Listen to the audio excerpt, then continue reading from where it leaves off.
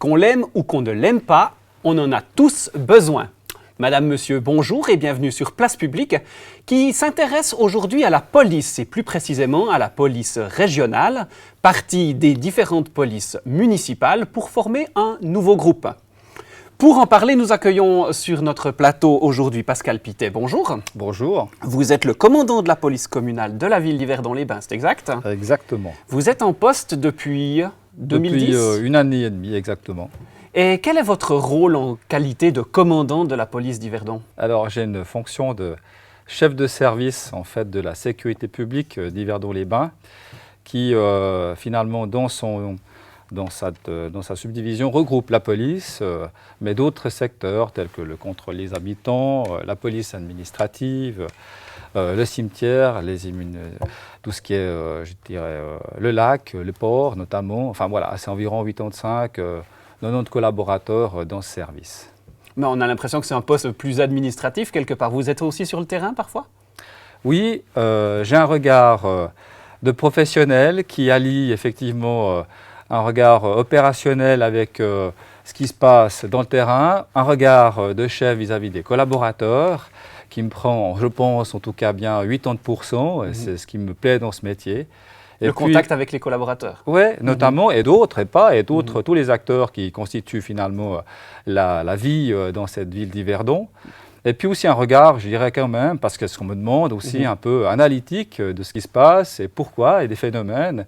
Et pour ce faire, je ne suis juste pas seul, j'ai un état-major autour de moi qui me permet de répondre à tout cela. Et comment devient-on commandant de la police municipale? Quel est votre parcours? Bon, vous êtes policier vous-même? Oui, j'ai un parcours de policier depuis maintenant 30 ans, 30 ans au mois d'août cette année. Pendant de longues années, j'ai été policier à Lausanne et j'ai gravi tous les échelons, si vous voulez. Avec ça, j'ai aussi augmenté mes compétences au travers de formations continues. J'ai travaillé dans le domaine de la police judiciaire de longues années. Ensuite, j'ai repris une section à police secours à Lausanne. J'ai repris un uniforme et là, j'avais 40 collaborateurs. J'ai fait ça aussi 5-7 ans. Puis en parallèle, des formations en groupe d'intervention, dans le maintien de l'ordre, tout ce qui va bien autour d'une carrière de cadre de police. Ouais. Donc la gestion aussi du personnel, l'encadrement, la motivation? Oui, cette notion-là, moi je l'ai vécue notamment aussi au travers de gestion de projet, quand il a fallu en 2004 travailler sur le projet des fusions des écoles romandes, mais pour Vaud à ce moment-là, et j'ai été détaché dans ce travail-là pendant 2 ans.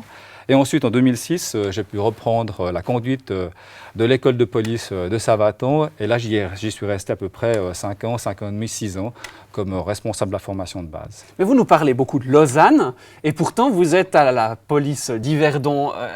Comment vous êtes arrivé à Yverdon? Est-ce que ce n'est pas un handicap de ne pas être yverdonois à la base? J'y suis arrivé juste par intérêt et parce que ça tombait bien au bon moment, en fait. Si vous voulez. Non, ce n'est pas un handicap. Moi, je suis un gamin du Gros-de-Vaud. J'habite Poilier-le-Grand. Yverdon est un petit peu la ville-centre où on va rencontrer ses amis. Donc, c'était quelque chose qui était assez proche, en fait, de ma vie de tous les jours. Vous connaissiez le contexte de cette ville, peut-être un peu particulière au niveau de sa criminalité, au niveau de son contexte de deuxième ville du canton? Écoutez, j'avais un regard tout à fait, comme tout citoyen, un petit peu de l'extérieur. Vous l'avez de manière toute différente quand vous êtes imbibé dans la vie de cette ville, qui est juste magnifique à découvrir. Moi, je dis souvent, à Yverdon-les-Bains, et je rencontre après une année et demie, j'ai souvent affaire aux mêmes personnes. On peut discuter si c'est 200, 300, 400 personnes. Ces 300, 400 personnes font un petit peu, finalement, pas le poumon, mais donnent l'impulse de la vie à Yverdon. D'accord. Et je les revois souvent dans différentes associations. Et ça, moi, je trouve que c'est une grosse richesse, sans occulter les autres autour. Mais je me rends compte que ces gens-là ou ces corporations-là font que finalement, Yverdon se déploie de manière à grande vitesse, j'entends, c'est évident. Mais vous êtes justement bien placé pour nous expliquer un petit peu à monsieur et madame tout le monde qui ne connaît pas nécessairement le fonctionnement de la police. On a des fois un peu l'impression qu'on a plusieurs polices qui se marchent sur les pieds dans différentes situations, entre la police municipale, la police cantonale, peut-être la fédérale, les autoroutes, pas les autoroutes, qui s'occupent de quoi. Est-ce que c'est possible de nous expliquer en quelques mots la différence entre tous ces corps? Rien ne se marche sur les pieds, tout est bien calé, je vous rassure. Je vais essayer de faire très simple. En fait, vous avez une police fédérale qui s'occupe essentiellement des affaires protocolaires au niveau fédéral, du crime organisé, en lien avec les cantons notamment, du blanchiment d'argent sale, de l'analyse des phénomènes qui dépassent la Suisse au niveau criminalité. Vous avez la police cantonale qui, elle, couvre les polices cantonales, les cantons, par définition, au niveau du territoire, qui ont toute compétence régalienne sur les cantons. Et puis après, vous avez les polices communales. Maintenant communales, parce qu'un mot municipal, c'est le nouveau terme depuis la LOPV, la loi sur l'organisation policière vaudoise. Et ces polices communales ont une compétence déléguée pour une activité sur leur région, sur leur commune. Et puis comment on sait qui on doit appeler si on a un problème? On appelle la police cantonale, on appelle la police communale? Les choses sont bien faites. Il y a un 117. Voilà. Quand on a des misères, on appelle le 117 et au bout du téléphone, vous avez toujours la police, quel que soit le secteur. En général, c'est toujours la police cantonale qui répond au 117, sauf pour Lausanne, qui a sa ligne directe aussi, et c'est Lausanne qui répond. Mais alors, en fait, vous avez la possibilité de vous marcher dessus, mais vous dites que, en fait, ça ne se passe jamais. Non. Parce que si c'est la police cantonale qui répond et c'est la police communale qui intervient, tout est bien réglé, tout est bien organisé. Il y a une coordination des moyens qui se fait dès l'instant où l'appel est parti au 117. Voilà. Pas de plus de problèmes que ça. Écoutez, non, je crois que l'enjeu de demain, justement, il est dans cette coordination-là, si vous voulez, puisque la nouvelle loi sur l'organisation policière vaudoise va justement permettre de travailler en harmonie avec la police cantonale et les communes. Ce qu'il s'agit maintenant de voir et d'être attentif, c'est comment est-ce qu'on va bouger sur le territoire en concordance avec nos partenaires cantonaux. Puis ces coordinations-là sont très importantes. Alors elles existent au niveau opérationnel, elles existent au niveau politique. C'est ce qui fait que je pense que ça va bien jouer. Et donc, il ne faut pas voir, si vous voulez, cette nouvelle organisation policière vaudoise comme un mur, en fait. C'est perméable, les polices vont travailler ensemble. Moi, j'espère, en tout cas, bonne année. Monsieur Pittet, la police a quand même, peut-être dans le langage populaire, une mauvaise réputation. Je ne sais pas si c'est la réputation ou si c'est l'image que les gens se font. On n'aime pas trop la police parce qu'elle limite elle limite nos libertés peut-être, ou elle maintient l'ordre peut-être un peu rigide. Qu'en est-il réellement? Comment le policier moyen qui fait son travail correctement, il le perçoit sur le terrain?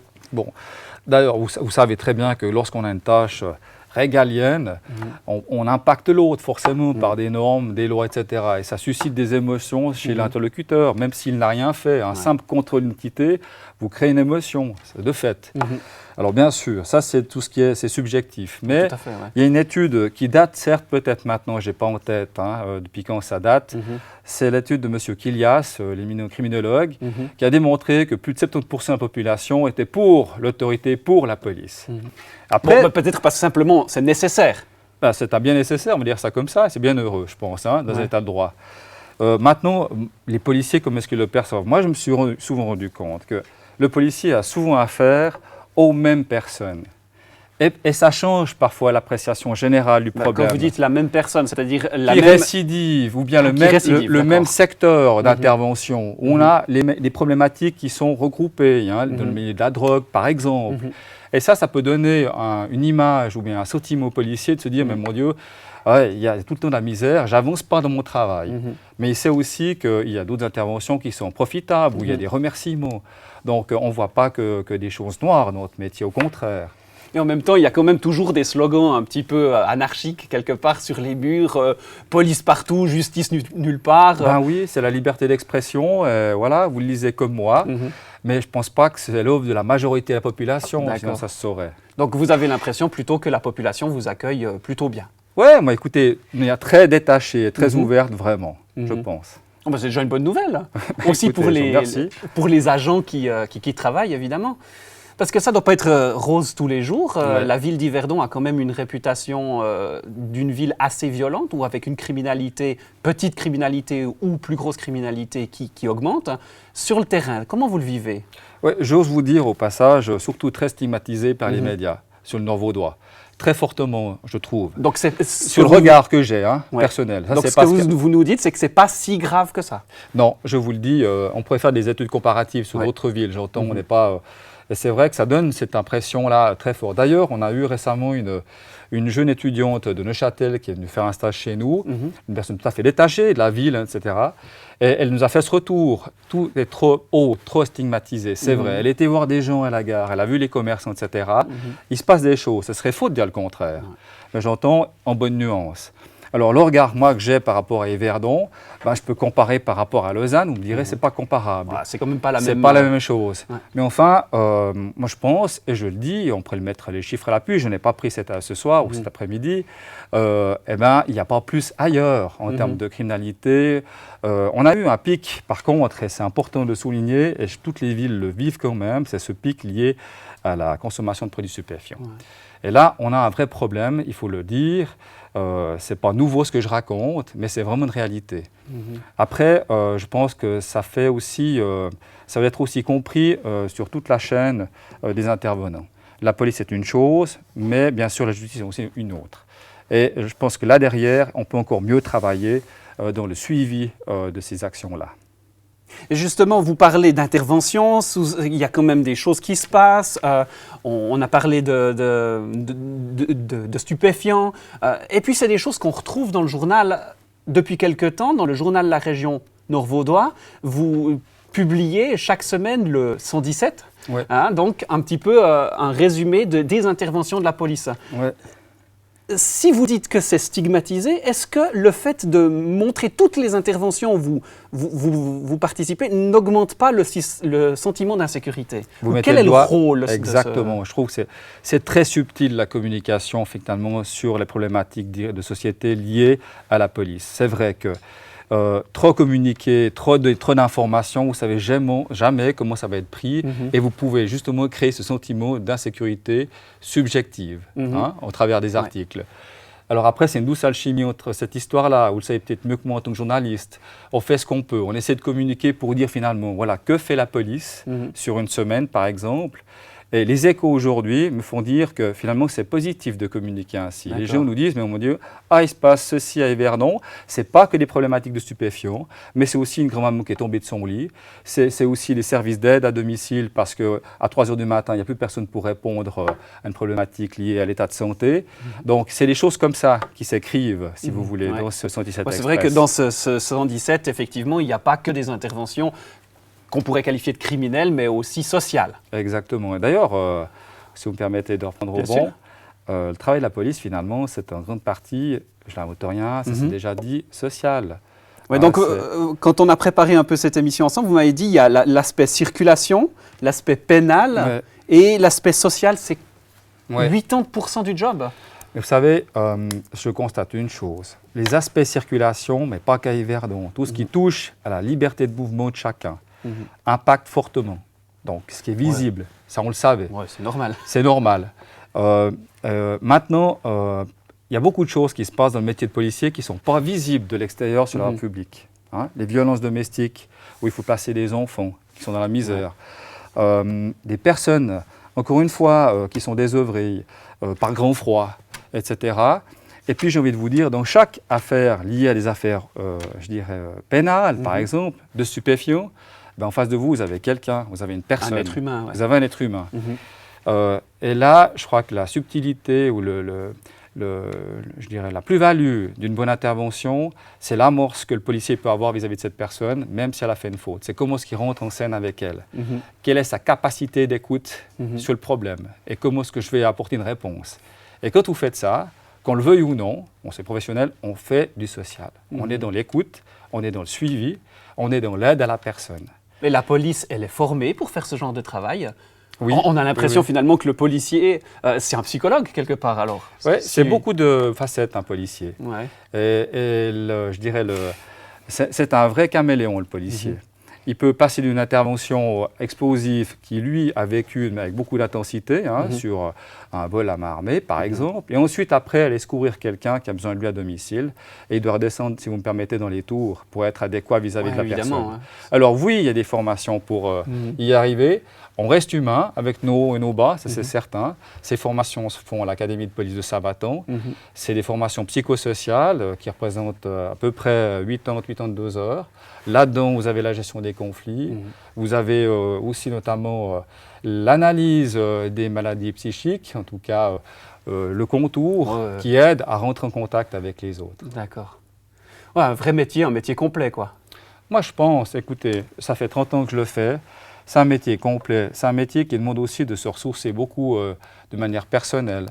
L'aspect du sport, de la famille à côté, sortir du contexte policier est très important.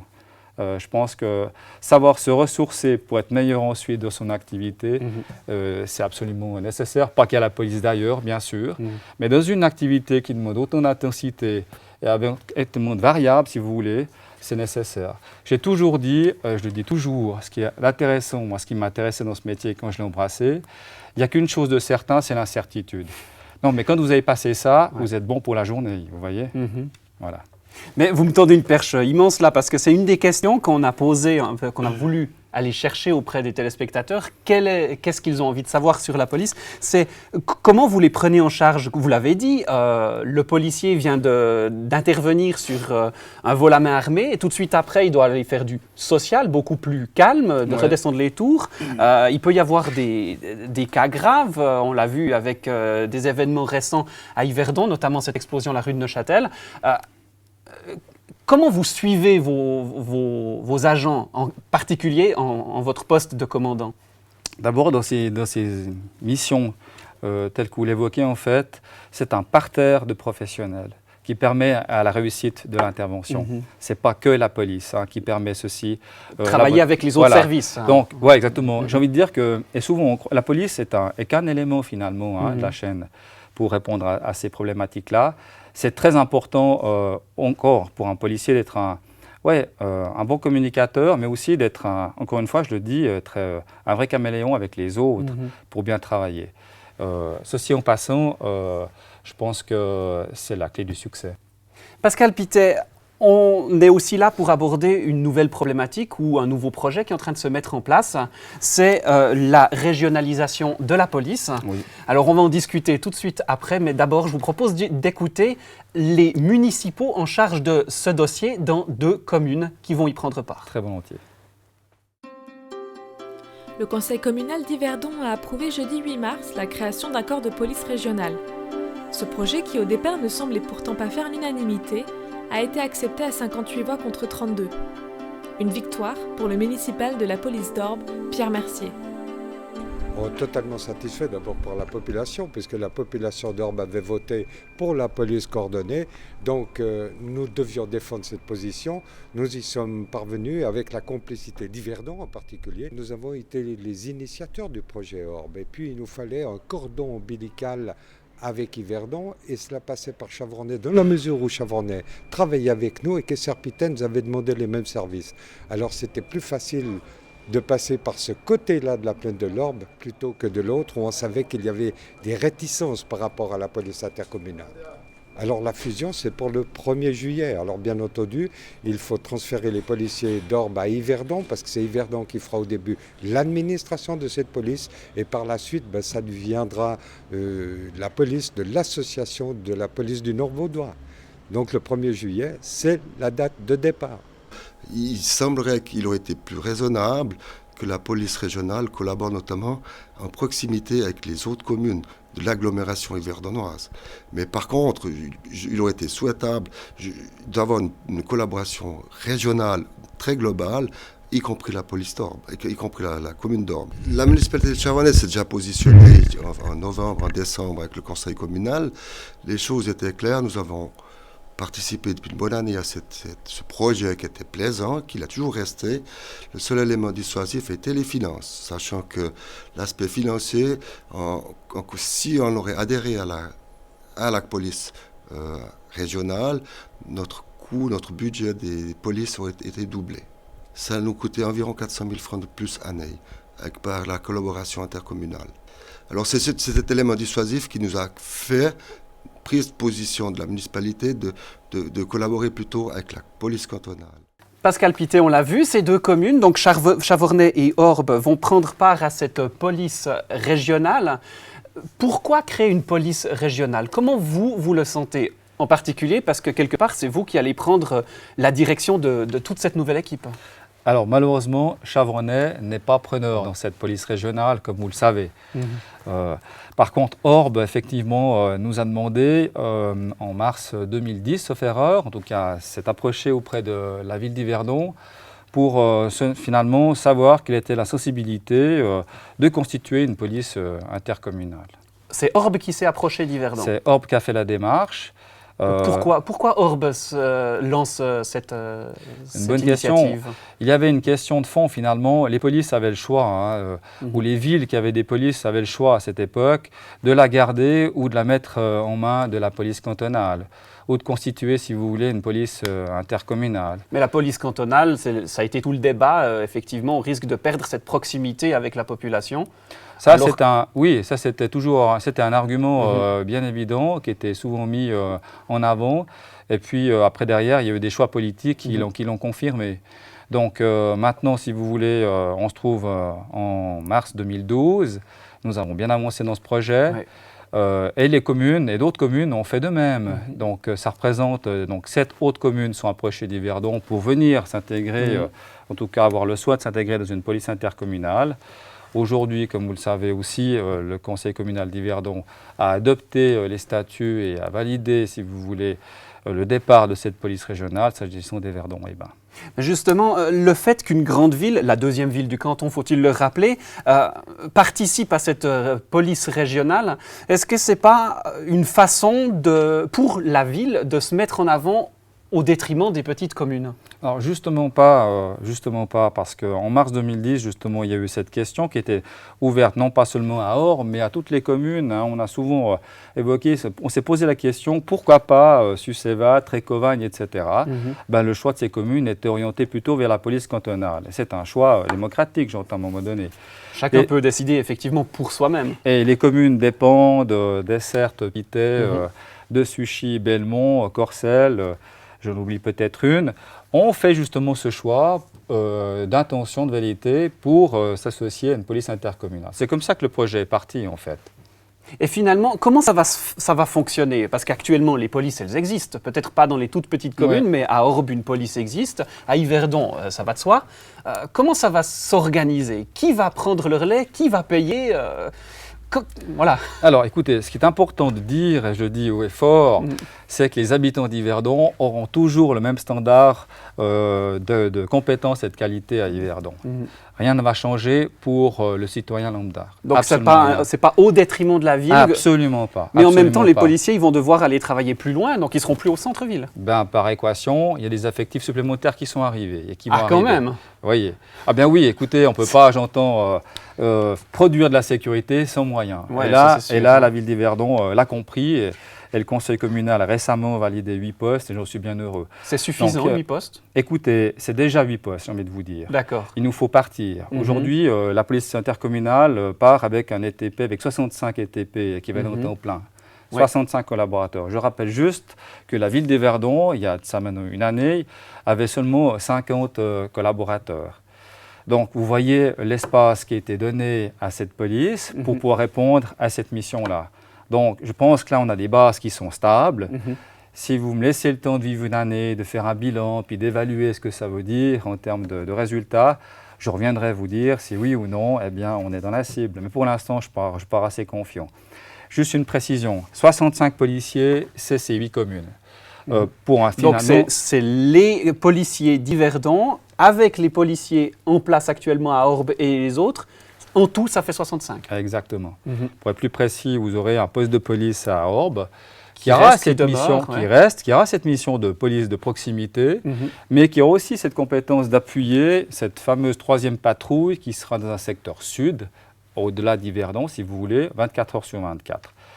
D'ailleurs, la loi sur l'organisation de la police vaudoise demande de pouvoir, il y a eu des critères, il y a des critères d'attribution pour être accrédité dans cette définition-là, de pouvoir prendre en charge deux opérations simultanées, 2 événements simultanés. Donc il faut avoir suffisamment de monde pour ça. Donc on le peut sans problème. Voilà. Ouais. Alors vous avez parlé de cette troisième patrouille. Qu'est-ce que c'est exactement pour les gens qui n'ont jamais entendu parler? C'est les deux patrouilles opérationnelles qui se trouvent sur Yverdon, et c'est les voitures de police que les gens voient finalement. Voilà. Cette patrouille a juste une mission concentrée sur un territoire défini, mis à part Yverdon-les-Bains. Vous voyez qu'il est encore assez court. Et elle aura aussi bien sûr une mission de patrouille sur Orbe. Alors, mais il y aura quelqu'un sur Orbe, vous avez dit il y a le poste de police qui va demeurer, exact. Mais il y aura quelqu'un... Donc en gros, si je comprends bien, vous avez le poste de police, les deux patrouilles dans la ville d'Yverdon et cette troisième qui va circuler entre Orbe. Donc quelque part, on a quand même une patrouille en plus. Oui, et j'ai envie de dire que c'est bien heureux parce qu'on a des charges supplémentaires avec la nouvelle loi aussi. Bien sûr. Cet élément-là est aussi un élément au profit de la ville-centre aussi, et inversement.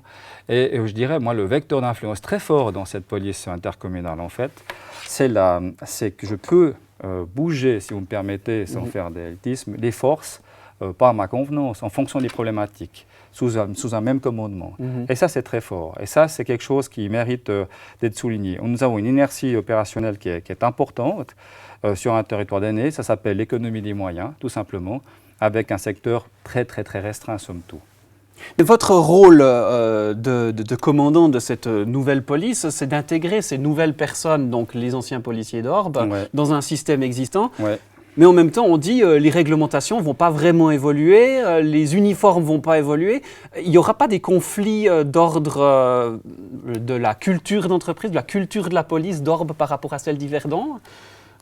Écoutez, moi j'aimerais vous dire que d'abord, une culture d'entreprise, ça s'installe sur beaucoup d'années. Sur le long terme, c'est clair. Ben justement, il y a des gens qui ont exercé pendant des années à Orbe et puis tout d'un coup, ils se retrouvent parachutés dans un système fonctionnant sur le modèle d'Yverdon.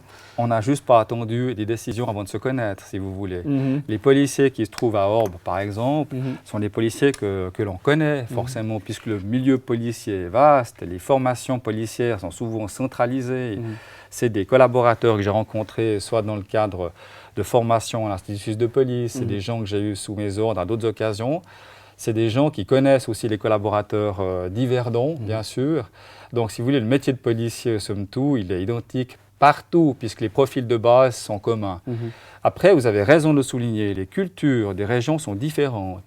Et ça devra être bien compris de tous les policiers. On ne peut pas travailler, si vous me permettez, on ne peut pas aller avoir une même action sur Yverdon, ville-centre, que sur un village de 200 habitants. Bah, évidemment, ouais. Le problème est justement dans la subtilité, comme la communication. Si vous trop vous communiquez, il n'y a plus de communication. S'il y a trop de police, ça crée l'insécurité.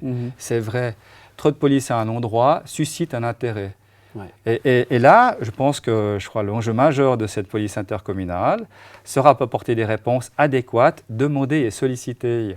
Je pense que là-dessus, on verra, je pense, après 6 à 8 mois, comment quelle est la perception des gens de ces régions, de ces villages à 200 habitants. Mais je peux déjà vous dire que les échos que j'ai de certains villages me disent « Oh, surtout pas trop de police chez moi, tout va bien, etc. » Je leur dis « Oui, mais qu'est-ce qui se passe dans la maison d'à côté? Est-ce que vous savez qu'il y a des violences domestiques qui se passent, etc. » Alors, quand on voit une voiture de police arrêtée, on se dit « Mon Dieu, qu'est-ce qui se passe ?» Mais des fois, c'est pour les affaires qui sont d'ordre, encore une fois, social. Oui, et puis évidemment, pas nécessairement pénal, pas nécessairement criminel. Ça peut très bien être justement venir en aide à une personne à 3 h du matin, comme vous l'avez dit. Oui, et puis la patrouille, il y a tout le loisir de s'arrêter dans le café pour boire son café de la région. Elle a le droit? Oui, je pense bien. C'est du travail de proximité. Alors. Pascal Pittet, encore une question en particulier au niveau financier. Je sais que c'est pas nécessairement votre rôle, mais il y a quelque chose qui me taquine un petit peu. On dit que la police d'Orbe avait besoin d'aide pour différentes raisons, et en même temps, ça va peut-être coûter plus cher à Orbe de participer à la police intercommunale que d'avoir sa propre police. Alors, qu'est-ce qui motive réellement une ville comme Orbe de se rattacher à un groupe comme celui-là? Alors que, dans l'autre sens, à Yverdon, ça ne va rien coûter de plus. Il faudrait poser la question à M. Roulet et à M. Mercier. Ils vous répondraient. D'abord, il y avait un enjeu majeur, et sans parler pour vraiment monsieur le municipal Mercier, déjà de ne pas mettre des policiers, c'était aussi quelque chose de fort, au chômage. Ça, il y avait un enjeu social derrière très fort, bien sûr. Deuxième impact, c'était d'assurer dans cette ville de 6 000 habitants, au passage quand même, plus de 6 000 habitants, cette promiscuité de police de proximité, cette visibilité-là. Ces deux éléments, ces deux facteurs-là sont essentiels aujourd'hui à Orbe et seront maintenus plus tard. Donc je pense que ces deux vecteurs d'influence faisaient que l'intérêt était de se rapprocher d'Yverdon-les-Bains. Mais ça va coûter plus cher à la commune d'Orbe. On n'a pas fixé le coût comme ça. L'ETP policier est un ETP policier cantonal, était fixé. Vous savez que le coût du policier, aujourd'hui politique, le coût politique du policier est à 160 000. Vous faites fois le nombre de collaborateurs pour un secteur défini. Ceci était aussi, je dirais, évalué dans le cadre de la loi. Donc, on doit répondre à ces critères-là. Oui, bien sûr. Et ça donne, si vous voulez, la facture à l'arrivée que l'on connaît. Pascal Pittet, on aimerait terminer quand même sur une note positive. Vous nous parlez quand même d'un métier intéressant. En particulier aussi, vous l'avez dit dans les médias, c'est une source de motivation, cette police intercommunale pour les employés, parce qu'ils verront autre chose que la ville d'Yverdon. Maintenant, un jeune a envie de se lancer dans la police. Qu'est-ce qu'il doit faire ? Alors, il a tout le loisir maintenant d'aller chercher les informations sur le site de la ville d'Yverdon, ou bien alors www.policecommunale.ch. Là, il a toutes les informations pour s'inscrire à l'académie de police. Il doit passer les filtres de la sélection habituelle. Je ne vais pas venir dans le détail ici. Il fait son année de formation, mais pour ce faire, il doit être engagé par un corps de police.